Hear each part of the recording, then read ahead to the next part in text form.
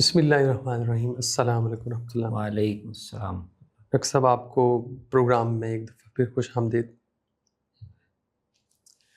ہم پچھلی 2-3 نشستوں میں جس موضوع پہ گفتگو کر رہے ہیں، آج کی گفتگو بھی اسی کا حصہ ہے۔ ہم نے دیکھا کہ عرب سلطنت نبی صلی اللہ علیہ وسلم نے قائم کی اور اس میں قریش کو خصوصی حیثیت دی گئی، اور قریش کے اندر سے مہاجرین کو خاص طور پہ خصوصی مقام ترجیحی بنیادوں پہ اقتدار کے لیے ذمہ داری دی، تسلیم کی گئی اور اقتدار انہی کو سونپا گیا۔ تو اس میں پہلا سوال یہ ہے کہ کیا نبی صلی اللہ علیہ وسلم نے کوئی اپنے بعد اقتدار کی منتقلی کے لیے کوئی نومینیشن کی ہو اقتدار کے حوالے سے؟ اچھا، یہ ظاہر ہے کہ ایک اسلامی تاریخ کے لحاظ سے ایک ایسا سوال ہے کہ جس میں مسلمانوں میں ایک بڑی واضح تقسیم ہے،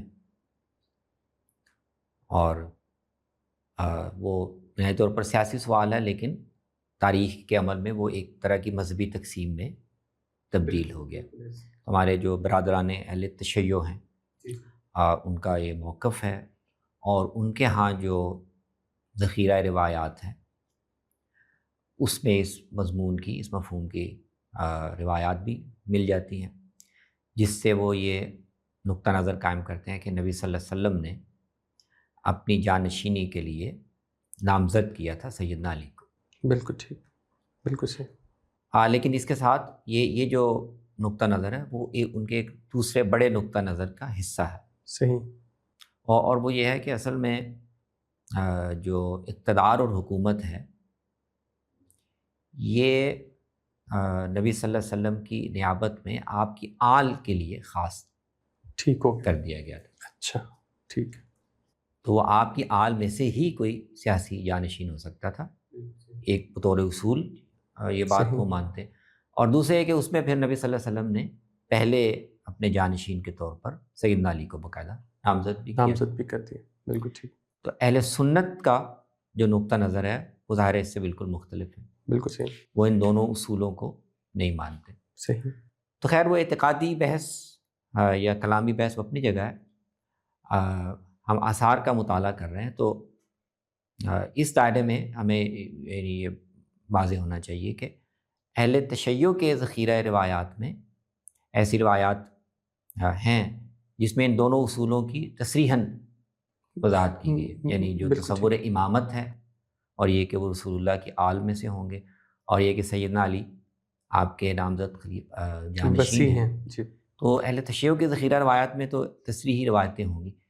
اہل سنت کے ہاں جو مستند روایات کا ذخیرہ ہے اس میں اس تصریح کی، اس مضمون کی کوئی روایت نہیں ہے۔ لیکن میں 1-2 روایت آپ کے سامنے پیش کرتا ہوں سیدنا علی کے حوالے سے۔ ایک تو آپ جب تبوک کے لیے گئے تو آپ نے سیدنا علی رضی اللہ تعالیٰ عنہ کو اپنے پیچھے اپنا نائب مقرر فرمایا۔ انہوں نے کہا کہ آپ مجھے بچوں اور عورتوں کے پاس چھوڑ کے جا رہے ہیں، تو آپ نے فرمایا کہ تم اس بات پہ خوش نہیں کہ تمہاری اور میری نسبت موسیٰ اور ہارون کی ہے، الا یہ کہ میرے بعد نبی نہیں آئے گا۔ تو کیا یہ ایک بڑی واضح روایت نہیں؟ انت منی بمنزلت ہارون موسیٰ۔ جی جی۔ اب یہ یعنی بالکل اہم، اور اس سے میں نے بتایا نا کہ اہل تشیع کے اہل علم، اہل سنت پر جو الزاماً کچھ استدلالات قائم کرتے ہیں ان میں ایک یہ روایت بھی ہے۔ صحیح۔ تو اہل تشیع کے ذخیرہ روایت میں تو بہت اس سے زیادہ واضح روایتیں ہیں جی جی، جو اہل سنت کے ذخیرے میں نہیں ہے، لیکن اہل سنت کے ذخیرے میں یہ ایک روایت ہے جس کو اہل تشیع اپنے نقطہ نظر کے مطابق انٹرپریٹ کرتے ہیں۔ ٹھیک ہے۔ لیکن اہل سنت اس تعبیر سے اتفاق نہیں کرتے۔ تو اگر اس کو آپ امامت کے تصور کو مان لیں اور باقی جو نصوص اہل تشیع کے پاس ہیں جس کی روشنی میں وہ سمجھتے ہیں کہ حضرت علی کو نامزد کیا گیا تھا، اگر اس کی روشنی میں آپ اس کو دیکھیں تو یہ اس کی وہ تعبیر بن سکتی۔ بالکل ٹھیک ہے۔ تائیدی دلیل کہ اس موقع پر آپ ان کو جانشین بنا رہے ہیں، صحیح، اور ساتھ ایک اشارہ دے رہے ہیں یا اسی حقیقت کا ذکر کر رہے ہیں کہ جیسے ابھی میں تمہیں خلیفہ بنا کے جا رہا ہوں جانشین، تو میرے مرنے کے بعد بھی جیسے ہارون ان کے جانشین ہوئے تو میرے جانشین ہوئے. البتہ وہ نبوت نہیں ہوگی. بالکل ٹھیک ہے, صحیح. لیکن اگر آپ ان دو تصورات کو پہلے سے نہ مانیں, امامت کے تصور کو پہلے سے فرض نہ کریں, اور سیدنا علی کو جانشین نامزد کیا گیا تھا تصریحاً, اس تصور کو پہلے سے فرض نہ کریں, تو صرف اتنی روایت سے وہ نتیجہ نہیں نکل سکتا. وہ ایک پوری بیک گراؤنڈ ہے جس کی بنیاد پہ, جس کی روشنی میں آپ اس کو اس طرح انٹرپریٹ کر سکتے ہیں. لیکن اہل سنت کے لحاظ سے, نقطہ نظر سے, یہ سادہ بات ہے. بالکل ٹھیک ہے کہ حضرت ہارون بھی یعنی ان کو جانشینی سیدنا موسیٰ کی زندگی میں بھی حاصل ہوتی تھی. جب سیدنا موسیٰ طور پہ گئے تو پیچھے ان کے خلیفہ حضرت ہارون ہی تھے. صحیح. تو بظاہر تو ایسا ہی لگ رہا ہے کہ نبی صلی اللہ علیہ وسلم تشریف لے جا رہے ہیں اور پیچھے ذمہ داری سیدنا علی کو دے رہے ہیں اور اسی کا حوالہ دے رہے ہیں. جیسے سیدنا موسیٰ ان کو پیچھے اپنا جانشین بنا گئے تھے اپنی غیر موجودگی میں, تو تم بھی میری غیر موجودگی میں میرے جانشین ہو. تو یہ اس موقع کی بات ہے. اس سے یہ اتنا بڑا نتیجہ اخذ کرنا ہے کہ آپ اپنی وفات کے بعد بھی ان کی جانشینی کی بات کر رہے ہیں, وہ اتنے واقعے سے نکلتا نہیں نکلتا. بلکہ آپ صلی اللہ علیہ وسلم کئی موقعوں پہ گئے ہیں اور مختلف مواقع پر مختلف لوگوں کو آپ مقرر کر کے گئے. تو اہل سنت کے فریم ورک میں صحیح, یعنی ہمیں اس بحث کا تصفیہ نہیں کرنا, لیکن یہ سمجھنا ہے کہ اس روایت سے اہل سنت کے نقطہ نظر کے مطابق کیوں وہ نتیجہ نہیں نکلتا. بالکل صحیح. اس لیے کہ وہ پہلے سے امامت کے تصور کو اور سیدنا علی کی نامزدگی کے تصور کو پہلے سے فرض نہیں کرتے. بالکل. اس لیے اس روایت سے جو اہل سنت کے ہاں مسلم اور مستند ہے, یہ نتیجہ بھی پھر نہیں نکالا جاتا. لیکن جو دوسری روایت ہے غدیر خم والی, جس میں آپ صلی اللہ علیہ وسلم نے فرمایا کہ اللہم من کنت مولاہ فعلی مولاہ, تو یہاں سے جو ہے یہ مولا کا لفظ ہے, اور پھر آپ کا یہ فرمانا اور لوگوں کے سامنے یہ کہنا, یہ ایک موقع ہے. اس سے کیا یہ نومینیشن ثابت ہو جاتی؟ اس روایت کا معاملہ بھی ایسے ہی. ٹھیک ہے. کہ اگر تو آپ بیک گراؤنڈ میں یا مفروضے کے طور پر امامت کا تصور اور وہ باقی تصور مان لیں, تو پھر اس روایت کو یا اس تصریح کو اس پر محمول کیا جا سکتا. ٹھیک ہے. لیکن اگر وہ آپ نہ مانیں تو کیا صرف اس موقع پر ایک خاص پس منظر میں سیدنا علی کے بارے میں کچھ لوگوں کے ہاں کچھ رویہ آپ کو دکھائی دے رہے تھے, جو اس کے علاوہ اور موقعوں پر بھی ظاہر ہوئے. بالکل ٹھیک ہے. سید نبی صلی اللہ علیہ وسلم نے ہر موقع پر تنبیہ کی. بالکل صحیح. اور سیدنا علی کے اپنے ساتھ تعلق اور رشتے کی وجہ سے ان کا جو حق بنتا ہے اس کی تذکیر لوگوں کو کی. تو اہل سنت کے فریم ورک میں یہ اسی طرح کی ایک تذکیر ہے جو آپ نے اور کئی صحابہ کے حوالے سے کی. بالکل ٹھیک ہے. بالکل صحیح. سیدنا ابوبکر کے بارے میں اگر کوئی رویہ دکھائی دیا, آپ نے اس حوالے سے تذکیر کی کہ تمہیں پتہ نہیں ابوبکر کا مجھ پر حق ہے. سیدنا علی کے بارے میں اور کئی موقعوں پر لوگوں نے شکایت کی یا کوئی ایسا رویہ اظہار کیا, تو مثال سے اس موقع پر تنبیہ کی. عبد الرحمن بن عوف اور خالد بن ولید رضی اللہ عنہ کے مابین کچھ کھٹ پٹ ہو گئی, آپ نے خالد بن ولید کو تنبیہ کی کہ تم میرے اصحاب یعنی عبد الرحمن جو قدیم الاسلام ہیں, تم ان کا حق نہیں پہچانتے. بالکل صحیح. بالکل صحیح. تو اہل سنت کے نقطہ نظر سے یہ اسی طرح کی ایک تنبیہ ہے. اس سے یہ اخذ کرنا کہ آپ سیاسی اقتدار کے لیے یا اپنی جانشینی کے لیے ان کو نامزد کر رہے ہیں, تو وہ محض اس روایت سے نہیں نکلتا. بالکل ٹھیک ہے. اس کا مطلب یہ ہوا کہ صریحاً یا نبی صلی اللہ علیہ وسلم نے نومینیشن اہل سنت کے ذخیرے میں ایسا نہیں ہے, ایسی کوئی روایت نہیں, بلکہ بخاری میں ایک روایت ہے جو اس میں اس کے بالکل برعکس ایک تصریح ملتی ہے. وہ حضرت عباس کا جی وہ آگے وہ اگر آپ اس کا مضمون جی وہ حضرت عباس اور حضرت علی رضی اللہ تعالیٰ عنہ کے مابین گفتگو مکالمہ ہوا, اور حضرت عباس نے فرمایا کہ میں نبی صلی اللہ علیہ وسلم کا چہرہ مبارک دیکھا ہے, مجھے بنی عبد المطلب کے چہرے پتہ ہیں. جب موت کا وقت قریب آ جاتا ہے تو ہم دونوں جاتے ہیں نبی صلی اللہ علیہ وسلم سے اور یہ اقتدار کی بات کر لیتے ہیں, خلافت کی بات کر لیتے ہیں کہ کیا اس میں ہمارا کیا یعنی آپ کے خاندان کا کوئی حق ہے یا نہیں.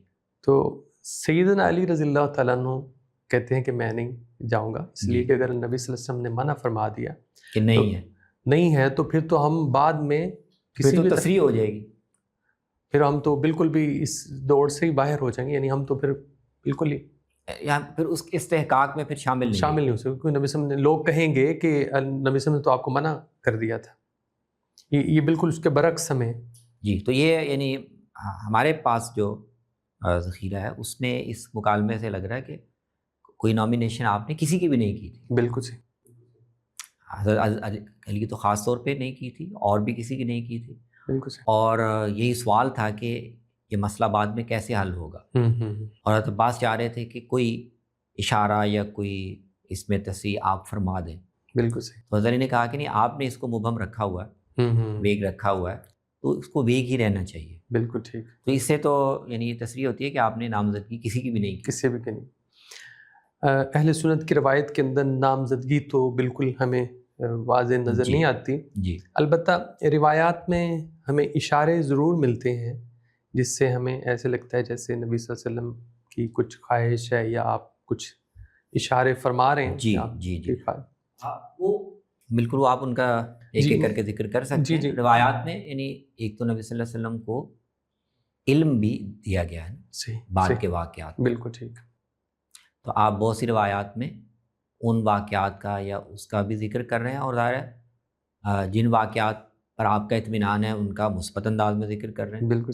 اور جو واقعات ایسے ہوں گے جو ان کا منفی انداز میں، بالکل ایسے. تو ان واقعات سے یا ان اشارات سے پتہ چل جاتا ہے کہ نبی صلی اللہ علیہ وسلم کے علم میں ہیں چیزیں، اور آپ کو ان کی ایک تائید بھی حاصل ہے. آپ اس پر راضی ہیں کہ ہاں اس ترتیب سے یہ ذمہ داری لوگوں کو ملے گی. بالکل صحیح. جی.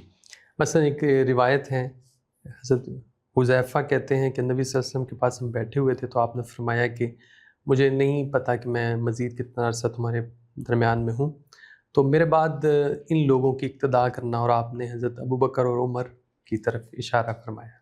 میرے بعد جو دو لوگ ہوں گے، اقتدو باللذین من بعدی.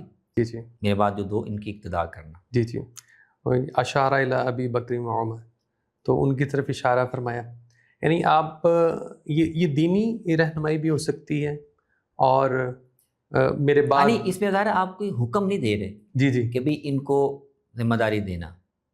صحیح. آپ کوئی حکم نہیں دے رہے. جی جی جی جی جی. لیکن آپ ایک جو آپ کے علم میں بات ہے آپ اس کا حوالہ دے رہے ہیں. بالکل صحیح. اور اس کا مطلب یہ ہے کہ آپ کو یہ بھی کافی حد تک اندازہ ہے، اور روایت سے پتہ چلتا ہے کہ مسلمان بھی انہیں کوئی خاص طور پر سیدنا ابوبکر کے بارے میں تو ان کو بہت اطمینان ہے نبی صلی اللہ علیہ وسلم کہ مسلمان یہی فیصلہ کریں گے اور اللہ کے رسول کو بھی یہی پسند ہے. صحیح. آپ ہمارے کہ میرے بعد جو دو ہوں گے تو تم نے ان کی پھر اقتداء کر. بالکل صحیح. ایک عورت بھی آئی اور نبی صلی اللہ علیہ وسلم سے کچھ گفتگو کی، اور آپ نے اسے کہا کہ تم واپس دوبارہ پھر آنا. تو اس نے کہا کہ یا رسول اللہ اگر میں آؤں اور آپ نہ ہوں، آپ نہ اب ہوں دنیا سے ہی چلے گئے ہوں، تشریف لے گئے ہوں، تو آپ نے فرمایا کہ اگر تم مجھے نہ پاؤ تو پھر ابو بکر کے پاس آ جانا. اور اس سے بات اس میں بھی یہ بھی اشارہ ہے. آپ یعنی علم کا بھی اطلاع دے رہے ہیں اور اس پر اطمینان کا بھی اظہار فرما رہے ہیں. بالکل صحیح. اسی طرح روایت آتی ہے کہ نبی صلی اللہ علیہ وسلم کی بیماری جب بہت شدید ہو گئی تو آپ نے کہا کہ مسلمانوں کو بلایا اور کہا کہ بلال کو کہیں کہ وہ اذان دے اور نماز کے لیے لوگوں کو بلائے. تو حضرت عمر لوگوں میں موجود تھے، انہیں کہا گیا. حضرت ابو بکر صدیق غائب تھے، وہ وہاں موجود نہیں تھے. تو حضرت عمر نے لوگوں کو نماز پڑھائی. جب انہوں نے تکبیر کہی، وہ بلند آواز والے آدمی تھے، تو آپ صلی اللہ علیہ وسلم نے سنی. تو آپ نے کہا کہ ابو بکر کہاں ہے؟ اور یا باللہ ذالک والمسلمون. تو انہوں نے کہا کہ ابو بکر کے ہوتے ہوئے کوئی اور ہو تو اللہ کو بھی پسند نہیں، اور مسلمان بھی اس کو پسند، مسلمان بھی پسند گویا یہ جو امامت ہے، میں اس کو کہہ سکتا ہوں کہ امامت صغریٰ ہے یا ایک جماعت کی جا رہی ہے. اسی سے یہ اشارہ کیا جا رہا ہے کہ اس میں اگر لوگوں کو پسند نہیں تو بڑی امامت میں لوگ کیسے خلافت میں. تو جی علماء اہل سنت نا وہ یہ کہتے ہیں کہ نبی صلی اللہ علیہ وسلم نے بہت سے اشارات سے یہ اپنی منشا بھی لوگوں پر واضح کر دی کہ آپ بھی یہی پسند کرتے ہیں کہ میرے بعد ابو بکر کو ہی یہ ذمہ داری دی جائے. زندگی میں بھی آپ مختلف موقعوں پر ان کی شخصیت اور ان کے مقام کا ذکر فرماتے تھے، اور مرض الوفات میں آپ نے اسی پہلو سے گویا اپنی جگہ پر ان کو امامت کے لیے بھی کھڑا کیا. یہ یعنی اس طرح سے یہ کوئی نامزدگی آپ نہیں کہہ سکتے یا کوئی حکم نہیں کہہ سکتے، لیکن آپ اپنا اندیا اور اپنی منشا اس طرح واضح کر رہے ہیں. اور اسی کا پھر آپ کو ملتا ہے کہ اسی واقعے کا حوالہ کہ آپ کے اس عمل سے، اس فیصلے سے آپ کا منشا یہی تھا. بالکل ٹھیک. اس کا پھر بنو ثقیفہ میں جی جو ہے اس میں بھی اس کا حوالہ کیا. عمر نے کہا کہ ابو بکر جن کو اللہ کے رسول نے اپنی جگہ امامت کے لیے کھڑا کیا، ان کے مقابلے میں تم کیسے یہ دعویٰ کر سکتے ہو. وہ ایک انصار، یہ مطلب اشارات ہی ہیں، اور انصار پہ بہت اتنا واضح تو نہیں ہے، کلیئر تو نہیں ہے ان اشارات سے، جس کی وجہ سے وہ خود کلیم کر رہے ہیں انصار کے. ہاں میں یہ پوچھنا چاہ رہا ہوں. جی، وہ ایک اہم سوال ہے کہ انصار کے سامنے ظاہر نبی صلی اللہ علیہ وسلم کی تصریحات بھی ہیں، اشارات بھی ہیں. جی جی جی. لیکن اس کے باوجود وہ خلافت تو اب نبی صلی اللہ علیہ وسلم نے اگر کوئی صریح واضح حکم شرعی نوعیت کا دیا ہو تو پھر تو ظاہر ہے کہ وہ سرتابی کے مجال نہیں کر سکتے تھے. نہیں ہے، پھر تو وہ ایک شریعت کے کسی حکم کی خلاف ورزی ہے. لیکن اگر سیاسی معاملے میں، انتظامی تدبیری معاملے میں آپ نے کوئی اپنی رائے یا ترجیح بیان کی ہو تو اس میں نبی صلی اللہ علیہ وسلم کی طرف سے یہ ایک اجازت اور گنجائش موجود تھی. بالکل. صحابہ کی رائے اگر اس سے مختلف ہو تو وہ اظہار کر دیتے. بالکل صحیح. بالکل. کئی موقع پہ سیدنا عمر نے، آپ نے ایک فیصلہ یا ایک رائے ظاہر کی، سیدنا عمر کی رائے مختلف تھی تو انہوں نے بڑے اصرار سے پیش کیا چلو یوں نہیں یوں بالکل ٹھیک کرنا چاہیے. بالکل. تو میرا خیال ایسے ہی ہے کہ انصار کے سامنے یہ ہدایات اور اشارات تو تھے، لیکن اس کو انہوں نے اس مفہوم میں نہیں لیا کہ یہ آپ ہمیں شرعی طور پر یا اللہ کے حکم سے کوئی باؤنڈ کر کے گئے ہیں. بالکل ٹھیک. بالکل صحیح. تو اپنا ایک سیاسی موقف رکھنے کا یا اس کو پیش کرنے انہوں نے سمجھا کہ اس کی گنجائش ہے. بالکل صحیح. لیکن جیسے ہی پھر یہ آرگومنٹ ہوا اور استدلال سامنے آیا تو پھر انصار میں سے اکثریت ان کی اس کی قائل ہو گئی.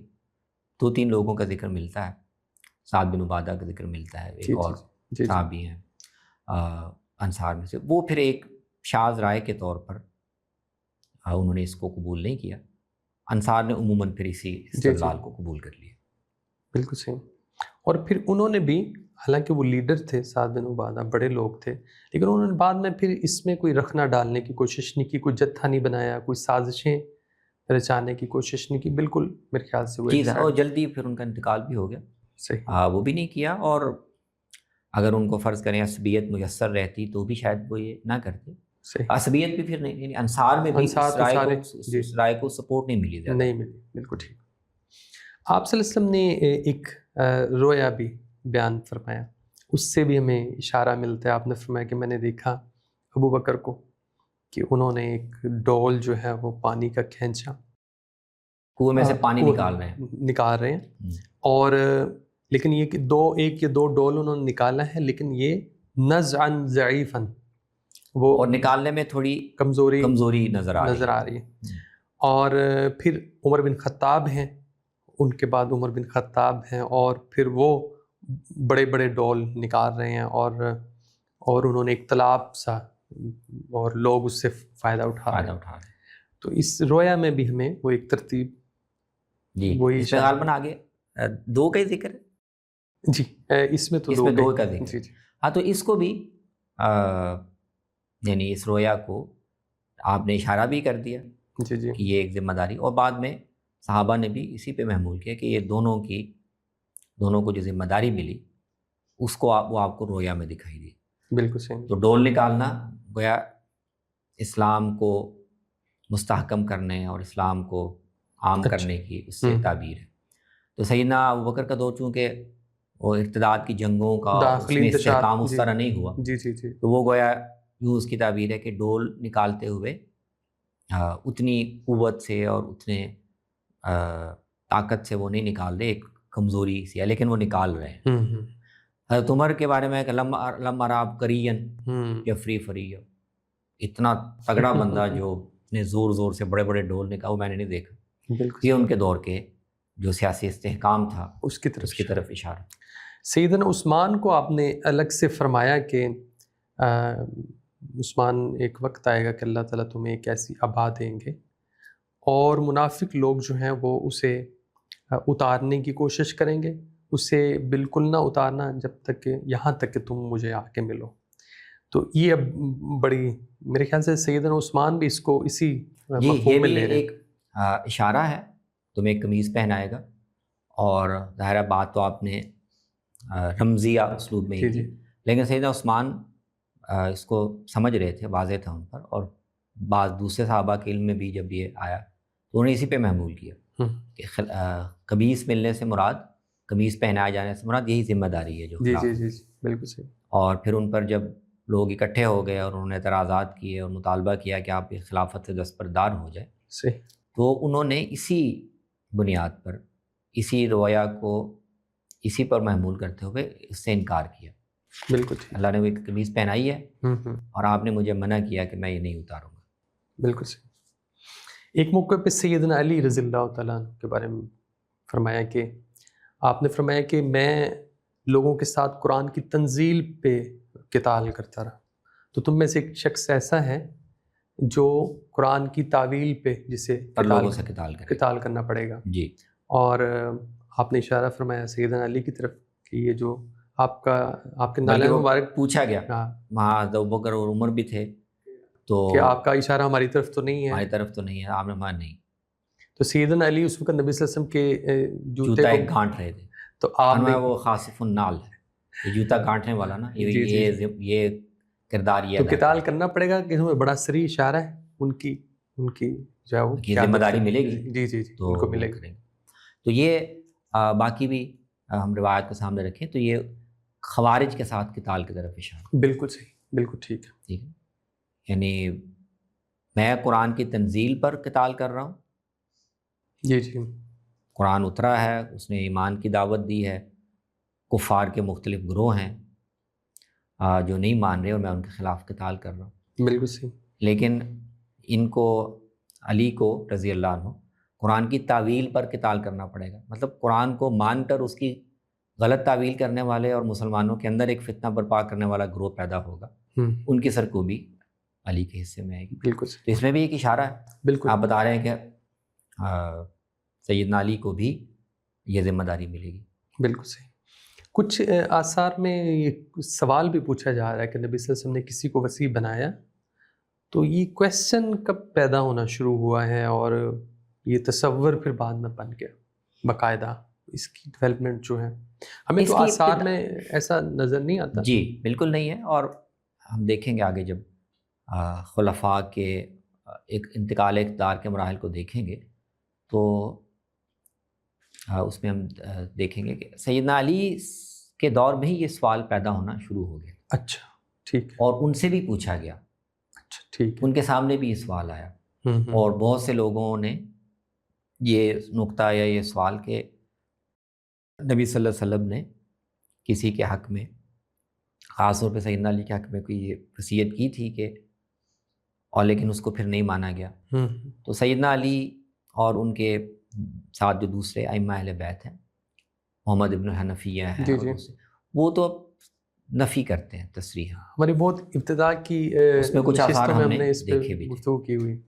تو آپ اس کا مطلب جب جیسے ہی سیدنا علی کے کو اقتدار ملا اور پھر ان کی اس پر اتفاق نہیں ہوا، تو ان کا جو شیعہ تو علی تھے، یعنی جو ان کی سپورٹ میں لوگ کھڑے، تو ان کے اندر کچھ اس طرح کے رجحان ابتدائی طور پر پیدا ہونے شروع ہوئے. اچھا. کہ سیدنا علی کو، جو آپ کے داماد بھی ہیں، بنو ہاشم میں سے بھی ہیں، مہاجرین میں سے بھی ہیں، ان کا حق زیادہ بنتا تھا.